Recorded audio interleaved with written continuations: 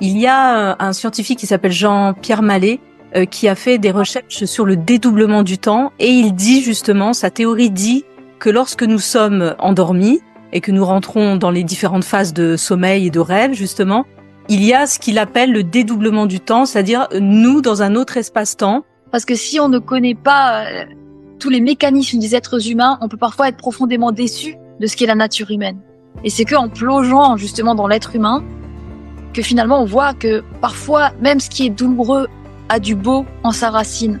C'est vraiment passionnant parce que ça montre à quel point il faut, tout le monde devrait aller en thérapie. En fait, tout le monde sans exception. Franchement, ceux qui ne le font pas déjà, outre le fait qu'ils passent à côté d'un espace mais incroyable, un voyage merveilleux, en plus, ils portent en eux des petites bombes prêtes à exploser à chaque instant. Il y avait une étude qui avait été faite sur les personnes qui dépassaient les 100 ans et le point commun qu'elles avaient, en fait, elles avaient la foi.